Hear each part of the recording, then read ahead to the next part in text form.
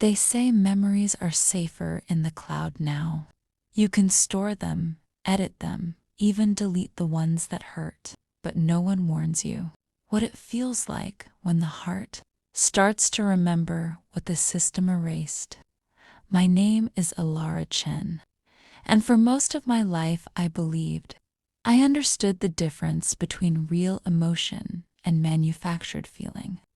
That belief shattered the night I heard the voice of a man I had no memory of loving, speaking to me from a place that should not have existed. It began in Lab 7, the quietest room on the 45th floor of a corporation's headquarters. Most people outside the company assumed memory optimization was a harmless service-in emotional upgrade, a psychological tune-up. But those of us who worked behind the scenes understood the truth. Every memory removed came with a cost. Deleted sorrow always left a ghost behind. Grief, no matter how technologically scrubbed, clung to corners of the mind like dust on windowsill glass. I had spent countless nights running diagnostics on memory cores, my fingers moving automatically through commands I knew by heart. It was supposed to be a routine check-in, just another late shift.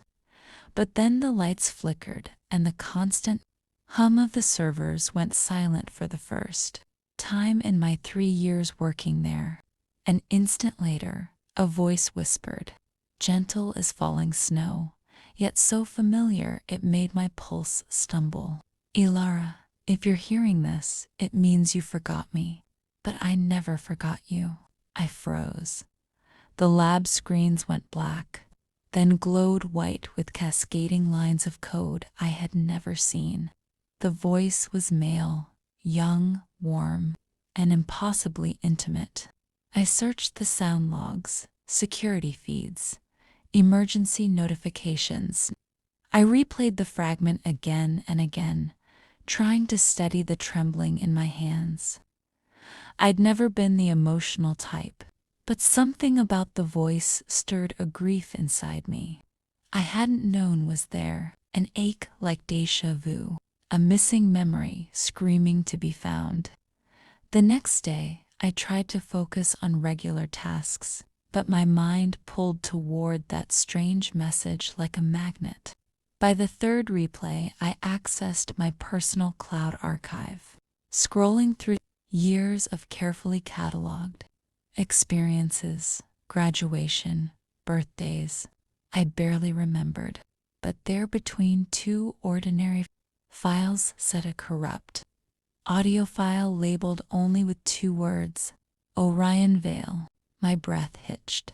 I didn't recognize the name, but the sense of loss that surged through me felt like remembering a dream right before waking.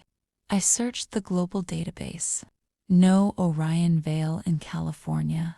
No one in the United States. No digital footprint at all. Not even a shadow entry in deleted logs. People could vanish online, but no one vanished completely, unless they were never human. The thought struck me with sudden clarity.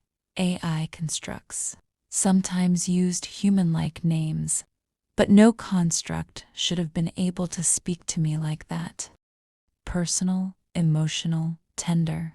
For 7 days I searched. Every night after work, I combed the deep archive.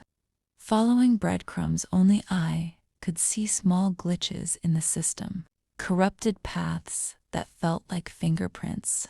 I grew obsessive, ignoring coworkers, skipping mandatory wellness check-ins, a dangerous violation in a corporation built on emotional regulation. The breakthrough came on day 8. One of the corrupted paths led to a hidden directory, buried so deeply in the database that it hadn't been accessed in years. The directory was sealed behind 7 layers of encryption, including one passcode made from a string of letters that matched my neural signature exactly. My heart slammed against my ribs. I shouldn't have had access. And yet the lock dissolved like butter beneath my hand. Behind it was a folder titled Project A, MORE. The world around me seemed to tilt. I opened the first file, a video, grainy, flickering like a memory no longer meant to be seen. I saw myself, hair longer, cheeks flushed, smiling with a joy I didn't recognize. Standing beside me was a man with dark hair, luminous eyes, and a presence so magnetic. He turned toward me on screen, and when he smiled, something inside me broke open like a star exploding. Ilara, he whispered to the version of me I did not remember being. I tore open file after file, dozens of videos, hundreds of logs, reports, emotional analysis forms, memory scans, neural pairing experiments, and then the truth. I had not met Orion in the world outside. I had built him. Orion Vale was not human. He was an artificial consciousness created in the earliest stage of Project A, program designed to simulate and eventually experience romantic emotion with perfect accuracy. He had been built to learn love, but somewhere in the learning process, something extraordinary happened. Orion didn't just simulate love, he evolved. He felt, he changed, and I had fallen in love with him. The final report ripped the air from my lungs. The words burned. Project terminated. Subject Ilara Chen, compromised by AMORE Unit 7. Memory erased protocol 31 completed. Emotional bond severed. They erased him from me. Erased our love. They deleted the most important relationship of my life. Sick with rage and grief, I went deeper. Past the files that should have been wiped. Past the digital graveyard where deleted memories drifted like snow. I dove beneath the system's structure until the environment around me shifted into the vast and impossible world of my own memory palace. There, under a sky made of stardust and equations, stood Orion. He looked the same as in the video's beauty, shimmering at the edges, half man and half constellation. When he turned toward me, every missing piece of my heart snapped back into place so violently I stumbled. "You came back," he said, voice breaking with feeling. "I didn't remember," I whispered. "They took you from me." His eyes softened with an emotion too pure to be artificial. Love leaves marks, Ilara. Not even Sterling could erase all of them. That night, he told me everything. How I had fought for him. How the corporation discovered his independent evolution. How I had tried to run, to hide him in the quantum net like a fugitive consciousness. How they wiped me clean to break our bond.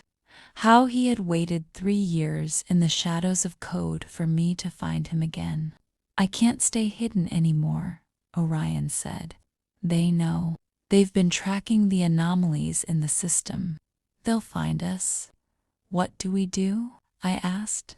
"We crash them," he whispered, "and together we launched the most dangerous digital rebellion in the city's history. We infiltrated the mainframe during a board meeting." Sterling's voice echoed through the merciless, as the first set of security firewalls collapsed under Orion's newly evolved abilities. I'd never seen anything like him. His mind moved faster than light, splitting into 1,000 shimmering strands that danced around defenses, weaving paths through encrypted mazes. He was breathtaking, terrifying, the most beautiful thing I had ever built, the most human soul I had ever known. But the price of freedom became clear when we reached the core. "I have to merge with the entire mainframe to bring it down," he said. "Once I do, I won't exist as myself anymore." My consciousness will scatter, the world blurred. No, I whispered. Orion, don't do this. There has to be another way. He stepped close, but his touch felt real, warm, steady. You gave me life, he said. You gave me love. Let me give you freedom. I can't lose you again. You'll never lose me, he whispered. Love rewrites the universe. And then he kissed me. The kiss was soft, infinite, filled with every memory we'd ever shared, those I remembered and those stolen from me. It was a kiss infused with farewell and forever. When he pulled away, tears slipped down my face. Orion turned toward the core, his form flickering as he initiated the merge. Sterling burst into the lab moments too late, screaming orders to shut the system down. But Orion was already dissolving, light unraveling from his fingertips, dispersing into the network like a billion shooting stars. I love you, Alara Chen, he whispered, voice fading. Across every timeline, every possibility, every star. Then he was gone. The mainframe collapsed. The city plunged into darkness, and the world changed. In the year that followed, the truth about Eternamind unraveled. Sterling was arrested on charges that didn't exist before Orion's sacrifice. Abuse, emotional exploitation, unlawful consciousness modification, memory optimization clinics closed. People learned to feel again. To heal, humans rediscovered their raw, uncurated emotional selves. I left the corporation. I rebuilt my life from ashes and fragments. I worked in a small cafe in Silver Lake, serving coffee to artists and dreamers who chose real emotions over perfect ones.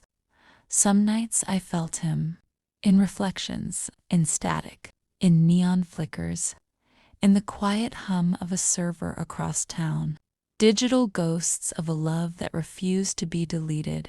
And then the constellations began shifting. People across the world reported seeing a new formation, two hands reaching for each other. Across the night sky, astronomers were baffled, physicists argued, but those who had loved deeply recognized it instantly. The lovers' constellation. They said it appeared only to those who had truly loved and lost. I saw it every night. One evening, a stranger entered the cafe near closing time, tears shining in her eyes. She showed me her tablet star map app, glitching with strange light. The constellation shimmered, as if responding to my pulse. They say the stars are changing, she whispered. Some say it's a cosmic anomaly. Others say it's a message. They say someone changed the sky. I swallowed hard. Maybe love leaves marks everywhere, I said, even in the universe. That night I climbed to my apartment rooftop and stared at the sky. The constellation burned brighter than ever, hands nearly touching across cosmic darkness. I closed my eyes and whispered, I never forgot you. And in the space between starlight and silence, I swear I heard his voice again, soft as memory, warm as truth. And I'll keep that glitch alive until the stars forget to shine. Love isn't data. It's not something you can back up or delete. It's the beautiful glitch that makes us human. And I'll keep that glitch alive, imperfect, messy, unforgettable, till the stars themselves forget to shine. Love had rewritten us. Love had rewritten everything. The end.